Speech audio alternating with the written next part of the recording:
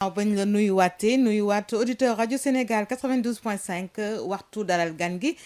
nag tey jii ñuy dalal rek kile nga xamante ni moo di directeur général bu Grande Côte Opération bu ngeen bëggee tamit Eramet Grande Côte direct monsieur Frédéric Zanclan c'est bien ça j'ai bien prononcé. C'est bien ça Frédéric Zanclan. ñu ngi lay dalal bu baax DG. jërëjëf Ramatoulaye jërëjëf Arona maa ngi leen di nuyu maa ngi nuyu aussi auditeurs yi ñuy déglu yëpp ci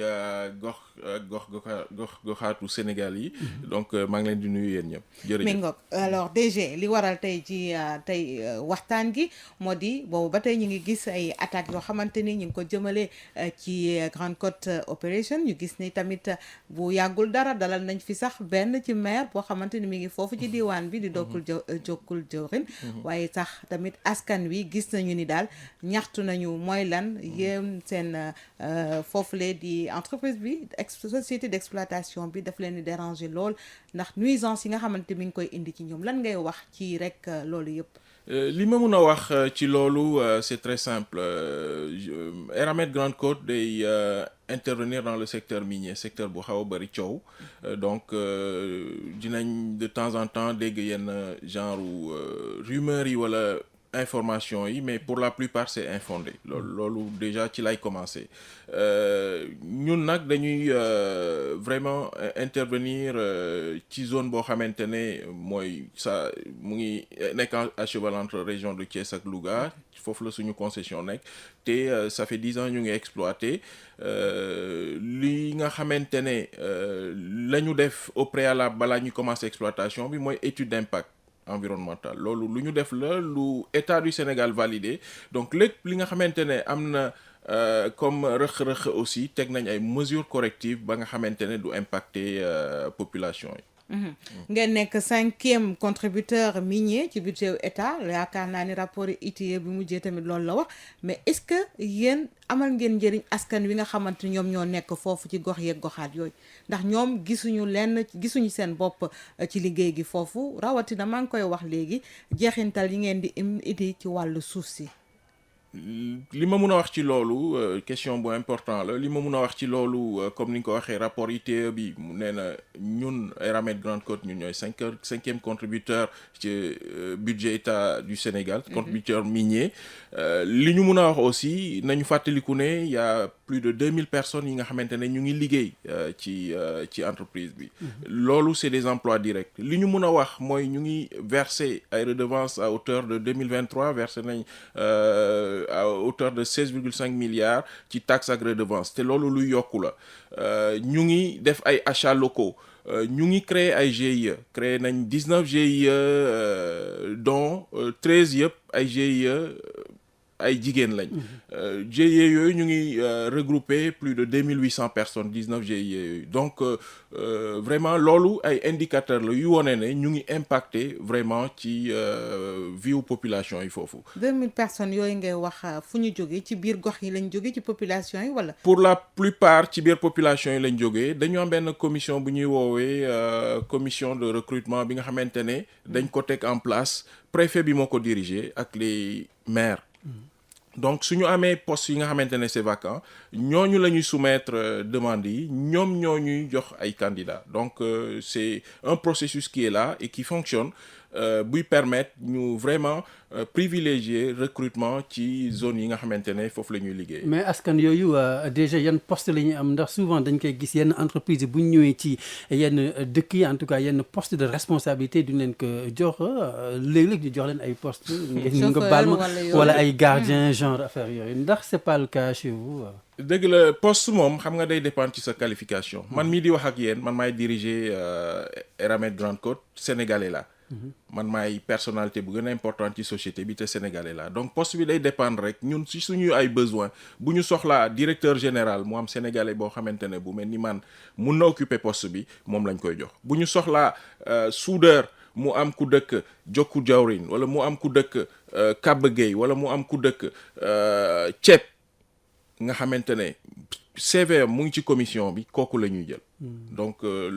poste yi ñuy joxe mu ngi dépendre ci vraiment ñu am ki nga xamante ne mun na def liggéey bi. mais tey est-ce que population bi jël ngeen ci ñenn ñi parce que ni ko Arona waxee léegi am na poste yoo xamante ne peut-être ñoom lañ koy jox lu ci mel ni gardiennage bi mën na am tamit ci chauffeur yi et tout ça qualification nga wax mais est-ce que population bi ñi ngi gis seen bopp ci GCO. population bi vraiment indicateurs yi ma leen jox rek maanaam lu jëm ci emploi lu jëm ci kii li ma waxul mooy même lu jëm ci formation parce que am nañ volet formation boo xamante ne dañu def ay bourses d'études yoo xamante ne population yi jóge ci localité yooyu dañ leen di financer pour ñu dem jàngi am vraiment lijaasa yoo xamante ne ñun dinañ ko soxla ci suñu opération donc ci à la clé suñu ñëwee dañ leen di jël donc ñun loolu yëpp comme indicateurs yi ma joxe war na mën a wane ne population yi vraiment ñu ngi leen di xajal bu baax a baax ci opération yi ñu am. voilà Rama yaa ngi koy wax sànq askan yu Kàbb Gueye ceeb ak Jokkul jawriñ danoo lëkkaloo ci benn kuréel fi nga toog nii sax maire bu Jokkul jawriñ toogoon na fi altine bu ñu génn moom mi ngi xam ne lu toll ci 80% ci désert Lompoul bi seenu service ñu ngi koy yàq tey jii DG ban tontu nga leen di indil ndax loolu dafa mel ni en tout cas ça les tient à cœur. li ma ci mën a tontu question bu am benn importance la parce que c'est d'actualité li ma ci mën a tontu mooy vraiment ñun ci suñu planification minière fi ñu war a jaar ci suñuy activité minière et nga xamante ne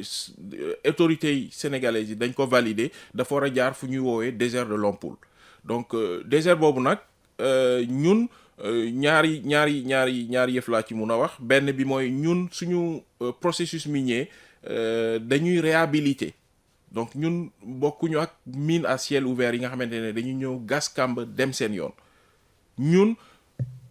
matériaux bi ñu jël maanaam suuf bi suñ ciy génnee 2% bi nga xamante ne c'est minéralisé li ci des dañ koy delloowaat fu mu nekkoon à la même topographie maanaam nu mu nekkee woon à plus ou moins 2 mètres donc loolu réhabilitation la donc désert bi loolu menacé wu ko parce que bu ñu fa jógee nu mu menoon lay mel te ku xam sable minéralisé xam ne aussi li minéralisé ci dune yi lay nekk ci dune yi foofu lay jaar loolu benn la ñaareel bi loolu lu ñu anticiper woon la bu yàgg parce que quand même ça fait 10 ans ñu ngi exploité looloo tax ñu investir lu toll ci 2 milliards ci suñu xaalis créer benn réceptif bu ñuy woowee Oasis sur 544 hectares boo xamante ne day permettre ñu relocaliser lodge yooyu nekkoon foofu au niveau de l'Oasis ba pare ñun dañ def noo xamante ne dañu améliorer offre touristique bi nuñ ko améliorer mooy am na foofu bassin wu 2000 mètres carrés am na infrastructure am na ndox courant lépp lu ñu indi pour vraiment faciliter relocalisation lodge yooyu nekkoon ci désert de Lompoul et comme ni ma la ko waxee ñun bu ñu jàllee ba pare day nekkaat à son état initial ou même meilleur que son état initial. Alors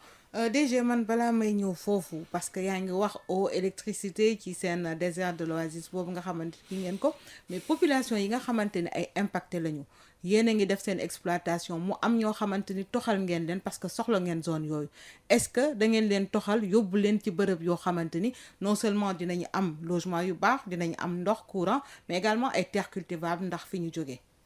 waaw question boobu lu important la parce que dafa am processus loolu code minier bi moo ko wax te ñun de par suñu concession minière dañu war a obéir aux règles qui sont édictées par la loi et par le code minier dafa am benn commission bu ñu waxee commission d'évaluation des impenses boobu tamit préfet parce que ñun Eramet Grande Côte du ñu def dara te état taxawul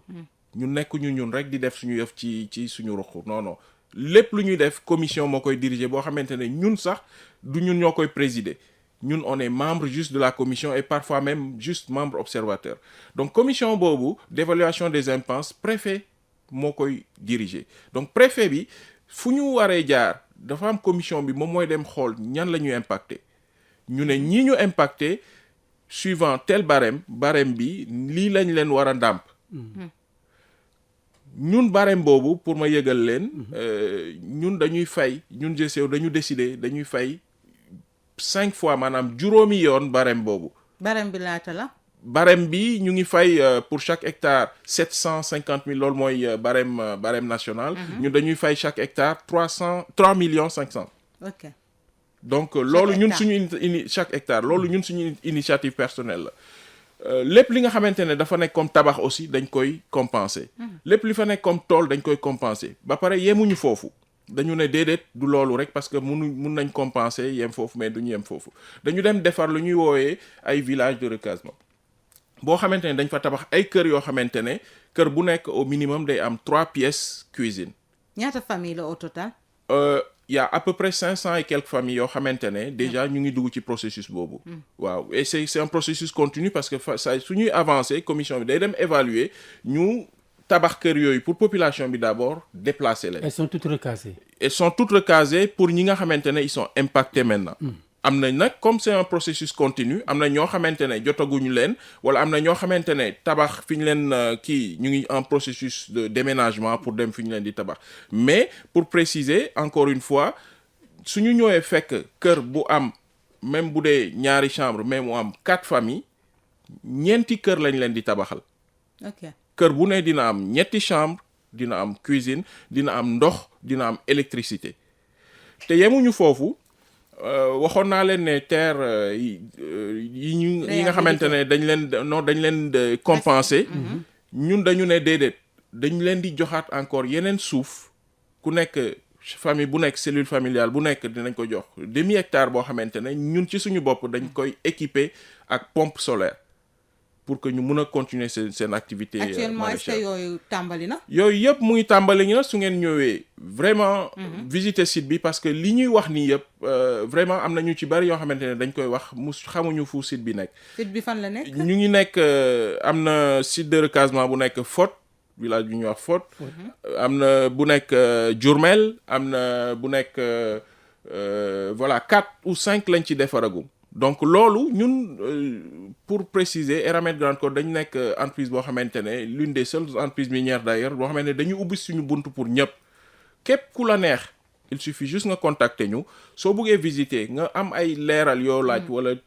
am nañu département yoo xamante ne loolu mooy seen liggéey. ndax am na ñu askan yu bañ dem rejoindre site de recasement yi. pour le moment amaguñu cas de figure boobu parce que non seulement conditions yi ñuy teg ndàmpaay bi mais en plus recasement yi on améliore ni dañuy fexe améliorer conditions de vie ñu nekkoon avant donc ñun loolu vraiment on y tient parce que si ñu valeur la bokk ñun Eramet Grande Côte. alors DG bu ñu dégloo li nga wax sànq ci wàllu li ngeen di dédommager ces familles là à peu près benn famille ñaata lay retrouver wu. am na famille yoo xamante ne ils se sont retrouvés récemment bi may xool statistiques yi am na famille yu am ba 60 millions de francs CFA. Ça dépend ci superficie yi ñu occupé woon avant. plus aussi kër bi ñu lay beneen ko boobu mu évalué wuñu ko mais plus kër beneen kër bu ñu lay jox di nga am compensation am na boo xamante ne am na ci statistiques yi ma mujjee xool 18 millions 60 millions et cetera mais en plus de ça da ngay am kër ak terre de remplacement pour agriculture loolu aussi lu ñu war a évaluer la boole ko ci montant compensation totale. site de recasement boobu est-ce que am na les commodités qu'il faut parce que xam nañu ni ay askan lañu soxla nañu fu ñu fajoo yooyu yëpp. vraiment ñun dañu fexe comme ni ma ko waxee vraiment ci action yi ñuy def essayer d'améliorer am un impact positif ci population yi site bu ñu créer dañ fay def un poste de santé site bu ñu créer dañ fay def au minimum de 2 mosquées daara ba pare def fa école loo xamante ne parfois amul woon ci sites yi ñu leen jëlee woon donc loolu ñun suñu vraiment lu nga xamante ne dañ ko gëm la lu ñuy def pour vraiment améliorer conditions de vie dernière fois bi may visiter poste de santé de Fot bi nga xamante ne ñu ngi ko dugal infirmier au mois de mars bi ma laajee infirmier bi nee na ma y a eu une centaine de naissances depuis le mois d'avril ba novembre bi ma fa delloo du rek village de recasement bi mais dafay cristalliser aussi tous les villages qui sont autour bi nga xamante ne avant dañ doon jël jigéen ñu wérul yi dugal leen ci charrette wala yooyu pour yóbbu leen ba ay jogo wala ba feneen léegi am nañ à côté poste de santé boo xamante ne ñun ñoo ko tabax équipé ko gouvernement bi dimbali ñu defal ñu fa personnel donc qui fonctionne à l'énergie solaire pour obéir à nos objectifs de développement durable donc poste de santé boobu depuis avril ak mars ak novembre il y a eu une centaine de naissances. mais déjà bu ñu dégloo li ngay wax yi yëpp c'est tellement beau la ñuy wax contrairement ak population yi di wax ni ñoom fi mu nekk même nii maire tout yi est ñu noir wax parce que ci rajo bi. su ngeen seetloo bu baax su ngeen seetloo bu baax moo tax il faut ñu def discernement ci ñi di wax parce que comme ni ma ko waxee au départ ñu ci bari ñu di wax ils sont pas c'est pas les populations impactées ñun bu ñuy xool reportage yi bu ñuy xool kii ñooñu ñun xamuñu leen bokkuñu sax ci suñu zone truc. Après am na aussi une autre catégorie boo xamante ne am na ay wax yu ñoo kii mais ce que je peux préciser c'est que ñu ngi intervenir bi may wax ak yow ni ci 3 communes yan la. Kaba Gueye Thiep ak Diokoul Diawrigne. maire Diokoul Diawrigne maa ngi fi woon. maire Thiep gisagu leen ko. waaw am na ñaari maire yoo xam ne kenn déggu leen. voilà lu tax déggu leen keroog laaj naa ko lu tax déggu leen te da ngeen fexe aussi dégg leen. déglu ko leen fexe. maire Thiep déglu leen maire Kaba Gueye. loolu c'est important parce que yéen ak waa Diokoul Diawrigne le maire c'est quoi le problème ndax boobu ba léegi yéen ngi jéem a waxtaan. ñun pour solution amuñu problème ak kenn. ñun GCO c'est une entreprise sénégalaise établie au Sénégal lu ñu bëgg mooy def suñuy activité sans impact sur les populations mais aussi am des retombées positives sur les populations. Il y a des actions yoo xamante ne ñu koy def au niveau de chaque commune. Encore une fois sous l'égide du préfet chaque commune dañuy financer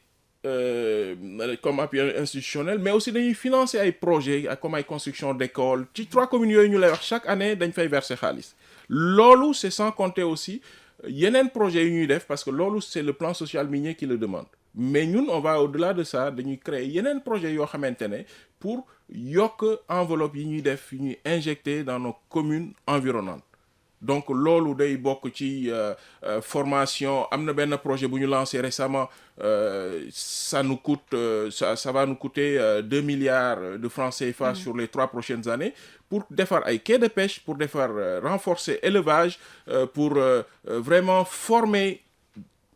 entrepreneurs yi pour que ñu mun a dem vraiment développer seen ay activités donc loolu yëpp ñu ngi koy def ci dans nos zones vraiment d'impact dans nos zones d'intervention. Alors da nga wax léegi que ñaari maire dégguñu leen lu dul benn maire bu Diokoul Diawrigne lan moo waral ñoom seen tekkaaral boobu da nga bëgg wax ni ñoom à leur niveau avec seen population yéen jël ngeen les mesures qu'il faut ak ñoom. dañu jël mesure sur qu'il faut dans toutes les communes bi ñu nekk. donc lu tax ma ne lu tax dégguloon leen su fekkonte ne le tableau était aussi noir. maire yooyu dañuy ànd seeg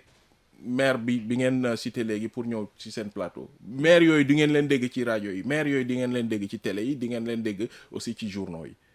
donc je pense que am na loo xamante ne war nañ ko xoolaat mooy vraiment mun a dem discerner li ñuy def foofu. niñ ko mun a defee comme je l'ai dit ñun Eramet Grande Côte on est l'une des rares entreprises minières à ouvrir nos portes à tout le monde képp ku bëgg a ñëw xool mun nga ñëw xool képp ku am ay question wala ay kii loo xamante ne am nga jiixi jaaxa wala leeru la ñun on est ouvert. mais déjà maire yooyu collectivité yooyu ñaata nga leen di jox at wu ne annuellement qu'est-ce que annuellement aujourd'hui li nga xamante ne moom pour mairie directement sur les projets et je parle que pour les projets yi nga xamante ne suñu defee par exemple suñu tabaxee école wala suñu tabaxee kii enveloppe bi muy nekk 45 millions par mairie par municipalité mais du loolu rek commencé nañ ko jot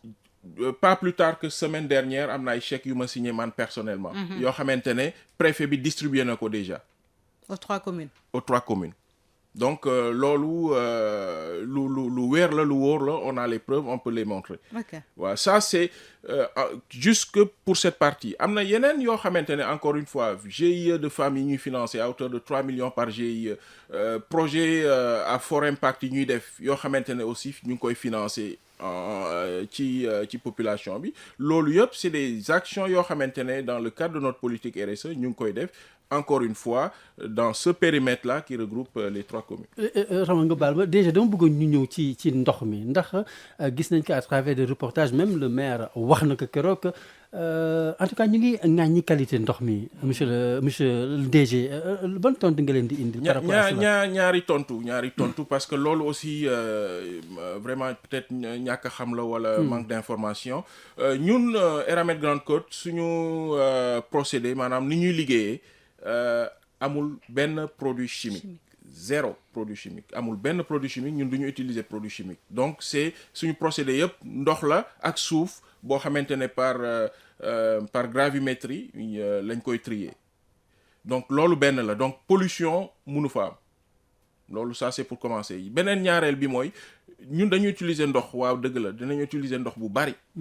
mais ndox bi ñuy utiliser ñu ngi koy jëlee ci nappe bu ñuy woowee nappe maastrichtien mu ngi nekk 600 mètres ci biir suuf si boo xamante ne amul benn contact ak nappe phréatique bi mooy nappe bi ñuy utiliser pour naan wala nappe bi ñuy utiliser pour maraîchage ak yooyu boobu mooy nappe bi nekk ci kaw mooy nappe superficielle bi donc ñun boobu duñ ko laal au contraire ndax ñu ngi jëlee ndox 600 mètres de profondeur ci nappe boo xamante ne bokkul dara ak nappe phréatique bi di ko indi ci kaw ñun fu ñu jàll ba pare nappe phréatique boobu niveau am day yegg de 1 à 2 mètres du loolu du ñun ñoo ko wax kon amul destruction de la nappe phréatique. Au contraire amélioration la parce que nappe bu nekkoon à un certain niveau ñun bu ñu jàllee ba pare day yéeg de 1 à 2 mètres parce que ñu ngi jëlee ndox ci suuf a suuf di ko dolli ci nappe phréatique bi donc c'est plus favorable non seulement à l'irrigation au maraîchage et cetera. Alors seen comment on dit l'oasis du Sénégal bi ngeen créé foofu à Lompoul mu mel ni ñoom tey jii ci côté tourisme ana ban apport la mën a indi la foofu la ci gox ga en termes d'emploi également est-ce que xalaat ngeen ñi nga xamante ni toujours la même question qui revient ñooñu di population yi immédiate yi. Effectivement comme ni mu ko waxee lu ñu anticiper woon la donc looloo tax ñu jël vraiment un financement à hauteur de 2 milliards ñu ne nañ def infrastructure bi pour vraiment ñun ñu apporter suñ contribution au tourisme ci Sénégal donc ñun dañu ko def de telle sorte que vraiment attractivité bi yokku il y a un bassin de 2000 mètres carrés bu ñu def foofu boo xamante ne nekkul woon dans l'ancien désert il y a des infrastructures yoo xamante ne comme ndox beeg courant beeg yooyu yëpp dañ ko indi ba foofu loolu day permettre am na sax d'ailleurs benn opérateur bu installé wu déjà fu mu toll nii ñu ngi ci procédé ak gouvernement du Sénégal pour démarrer activité am pour mu mun a démarrer activité am moom pare na feu vert rek lay xaar pour démarrer am na yeneen juróom parce que ñi nekkoon ci désert Lompoul juróom ñaar lañu woon 7 donc si accepté nañ compensation bi kenn ki déplacé no ba installé wu Oasis yeneen juróom yi pas plus tard que au mois de novembre ak gouverneur u Louga ànd nañ ak yeneen 5 yi ba dem ba ñoom ñu choisir seen emplacement fu ñu war a installé wu donc processus boo xamante ne la c'est continu aujourd'hui je pense que li des bareetul pour ñu démarrer activité boobu te loolu ñu ngi ngi xalaat aussi yeneen initiative yoo xamante ne vraiment dans la continuité dina am village artisanal dina am un circuit touristique boo xamante ne dina jaar ay Lompoul pour comme ça touristes yi ñëw Sénégal bu ñu déggee Oasis ñu bañ a focaliser wu peut-être que sur Oasis ñu mun a dem aussi gis suñu yaay yi di jaay ay œuvres d'art suñu frères yeeg kii yeeg yooyu defar affaire u tourisme comme ça ñoom ñëpp ñu mun a bénéficier wu ci activité yooyu. Alors Oasis bi ci superficie bu 544 hectares la mais on a comme l'impression que GCO moom côté boobu yëpp moom moo ko féetewoo foofu yëpp daanaka ci seen kii la nekk ou bien da ngeen fas yéene tamit gën a élargir seen tentacules yi foofu yëpp ndax zone boobu bu ñu nee population yi déplacé nañ ko day mel ni une ville entière boo xamante ni waa GCO ko moom. waaw ñun li ngeen war a comprendre mooy ñun dañu am concession minière te dañu abal. ñun moomuñu ko looloo tax depuis bi ñu commencé ba léegi delloo nañ 85 hectares il y a 2 ans am na yeneen 950 hectares yoo xamante ne réhabilité nañ ko ba pare état du Sénégal lañ koy delloo. donc ci ay fan yu néew dinañ ko delloo état du Sénégal donc ñun dañu exploité ba pare delloowaat ko état parce que ñun concession la ñu am donc suuf boobu moomuñu ko. ñun lu ñu mun a def ñu def soit réhabilitation wala ñu construire une infrastructure yoo xamante ne après population yi dinañ ci mun a bénéficier wu mooy comme Oasis wala état du Sénégal donc ñun suuf bi maanaam liñ ciy def rek mooy exploiter ko après delloowaat ko. mais déjà est-ce que suuf soosu mën nañ ko utiliser waat bay ci ak yooyu yëpp. bien sûr suuf boobu ñun déjà suñ ko réhabilité dañ koy def ba nga xamante ne day gën état initial bi. parce que loolu encore du ñun ñoo ko wax loolu service eaux et forêts ak ñëpp ñëw nañ ko constater def nañ ñoom seen étude aussi donc c'est disponible mun nañ leen ko fournir comme ñoom service eaux et forêts service état mun nañ leen ko fournir mais bi ñu defee recensement bi ñu def par exemple juste sur li toll ci tànku garab yi nekk ci benn hectare. ñu def comparaison ak état initial bi ci hectare bu nekk balaa ñun GCO ñuy ñëw pour liggéey foofu 86 garab moo fa doon nekk ñun bi ñu paree ba defar mine bi ba pare ba jàll 389 garab bi ñu réhabilité ba pare 389 garab moom lañ fa gis loo xamante ne service eaux et forêts yi dem nañ constater ko compter ko par hectare. loolu lan moo ko indi lan ngeen di utiliser ba mu gën a productif noonu. parce que ñun dañuy si processus bi ñuy pour bañ a dugg dans les détails techniques processus bi ñuy utiliser mooy dañuy inclure ci réhabilitation bi aussi de la fémur. ok c'est de la fémur bi ñuy jënd ci même population yi dañuy dem giseek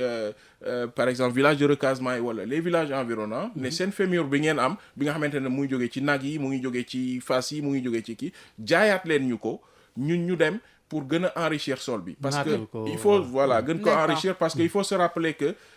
ñun fi ñuy jaar c'est sur des dunes en général le sol il est très pauvre ñun balaa même ñu fay nekk donc comme leen ko waxee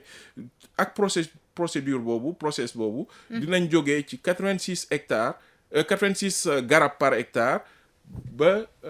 egg ci 385 garab par hectare. D'accord. Alors, déjà, on va rebondir sur certains points en français, juste pour résumer. Aujourd'hui, Eramet Grande Côte fait objet d'attaques de partout, des populations de certains villages du département de Tivaouane, mais également de certains édiles, on va dire. Qu'en est-il? On vous reproche de polluer non seulement l'environnement, mais également de détruire la nappe phréatique, entre autres. Que répondez-vous? C'est totalement infondé, c'est de la désinformation. Et je pense que ceux qui disent ça gagneraient à se rapprocher de nous comme ça. Nous leur organiserons des visites guidées pour leur montrer nos process opérationnels. Le process opérationnel de GCO n'utilise aucun produit chimique. Donc il peut en aucun cas y avoir de pollution due aux opérations minières. Ça, c'est impossible, totalement infondé. Par rapport aux allégations sur la destruction de la nature et tout ce qui s'ensuit, la nappe phréatique. Les nappes phréatiques. Ouais. Encore une fois, c'est des informations infondées. Je peux vous garantir que au lieu d'une destruction de la nappe phréatique, au contraire, nous améliorons vraiment les niveaux d'eau au niveau de cette nappe phréatique. Nous pompons l'eau sur la nappe maastrichtienne qui est à 600 mètres de profondeur pour la rajouter sur la nappe phréatique. Donc, s'il n'y a pas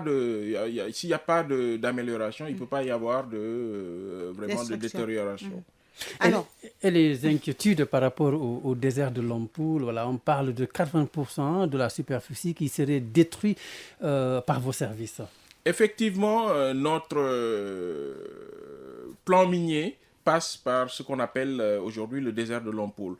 C'est quelque chose qui a été validé dans notre concession minière, c'est quelque chose qui a été validé par les autorités. Mais je dois juste rappeler que notre processus opérationnel implique de réhabiliter ces terres-là à l'état initial, à l'état le plus proche possible de l'état initial. La drague, quand elle passe et qu'elle retire les 2% de sable minéralisé, les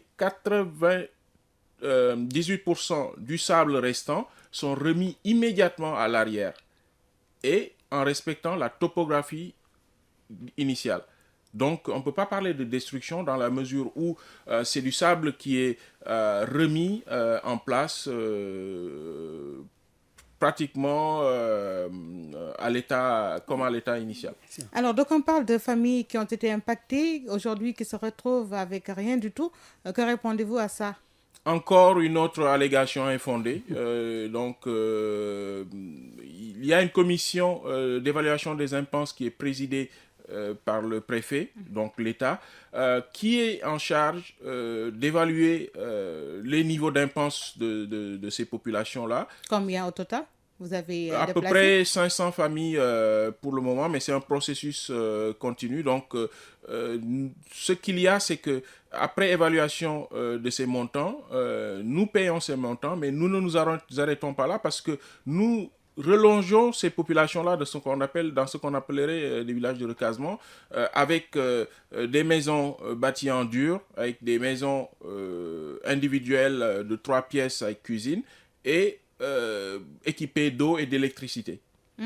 Et le montant, si on peut savoir également, les compenses Le barème pour chaque famille. Pour chaque famille, ça varie en fonction des familles et de l'état, enfin, et de l'évaluation qui a été faite des surfaces occupées par cette famille-là auparavant. Les montants varient entre 6 et... il y a des familles qui ont eu jusqu'à 60 millions, mais ça dépend de la superficie qu'ils occupaient avant. Donc, mais à titre indicatif, le barème national qui est de 750 000 francs l'hectare, nous le multiplions par 5, donc nous payons 3 500 000 à l'hectare pour ces terres-là. Merci beaucoup, monsieur le directeur général d'Eramet Grande Côte, monsieur Frédéric Zanclan. Salam Sénégal vous remercie pour ces éclaircissements. Je vous remercie. Merci beaucoup. Merci beaucoup DG ñu koy jaajëfal di leen jaajëfal yéen mbokk auditeurs yi.